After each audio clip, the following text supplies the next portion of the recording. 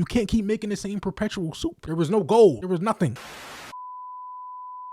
28 years later was nearly a total mess, but they ended up saving it, bro. Let me tell you why. I went through the reviews before and after I seen the movie. My opinion is extremely unpopular. For some reason, I don't know why. The first half of 28 years later, I saw some resemblance between 28 weeks and 28 days. Kinda can't beat 28 days. So guess what? This movie took a different route, and a lot of people are hating it, but it was a smart decision. 28 days later, there was a light in the darkness. 28 weeks later, there was a light in the darkness. 28 years later, the first half, there was no light. There was no direction. When you go back to the original films, there was a goal in mind. There was something that they wanted to do. And while going to that goal, while trying to figure it out, guess what? They ran into little bumps on the road, meeting different people, you know what I'm saying? Getting familiar with the environment. It had life. It had something to look to. It had a goal. The goal is to get to this location. The goal is to do this. The first half of 20 years later had no goal. It was just a father and it was just a son roaming the woods. Ooh, let's go see what's over here. Zombies is here. We know that. You're collecting supplies.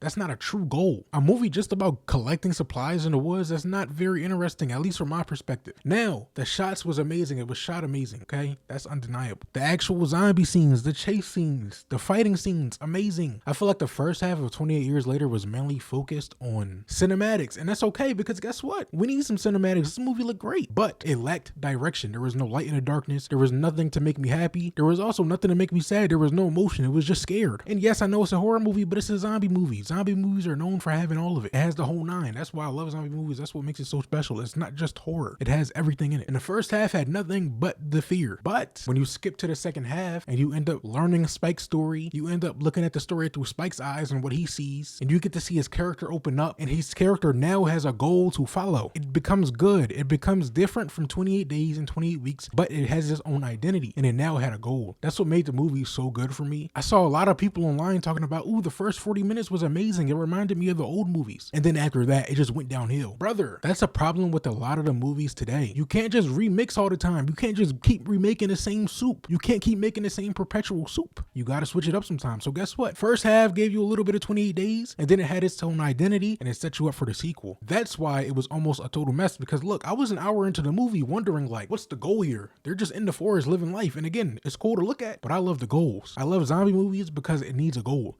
There was no goal. There was no lighthearted moments. There was no funny moments. There was nothing. There was nothing to smile at. Look at 28 days later. All I did was laugh. Basically, not okay, I didn't only laugh, but there was parts where you could laugh. This movie didn't have that for a whole hour. I was wondering where it was. And 28 years later was saved. Let me just say, Spike did amazing. That was my favorite character in the whole movie. He did amazing. You could see him progress from like a little boy, just terrified, oh, absolutely scared. He had no clue what to do. You could see him transfer into a man. Okay, not a man. He's still a boy. He's still extremely scared, but he's a brave, scared little boy. That's the difference. And it's going to be exciting to see him progress. It's going to be exciting to see him progress in the, as this goes on, it's going to be fun to see. And it's really cool because they didn't just make him a bad A-word. They had him make a decision at the end that was like a very grown decision. And in that decision, he was still scared, but he still made it happen and he still made it work. I think that's important. You don't want to make the characters a complete bad A-word, untouchable. He's still a kid and you still got to portray that. And they did so. I loved Spike. He was great. Another thing I liked about this movie is that I don't think I had a least favorite character. There were some characters that made some dumb decisions and I did not like it, but the character as a whole had a purpose. You know what I mean? I loved it. It was great. All right, so now we're going to move into the spoiler section. If you don't want it, then skip from here. All right, screw you if you find it.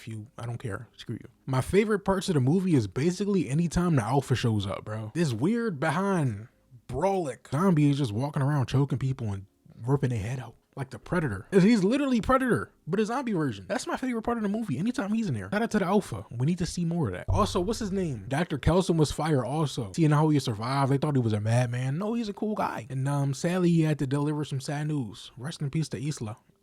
That's her name, Isla. Rest in peace to her. Hopefully that baby thrives, hopefully. My least favorite part of the movie was Jamie cheating on his girl because his son seen it, and it kind of messed him up mentally. So it's gonna be cool to see that relationship because I guarantee you in the sequel, that's gonna be a thing.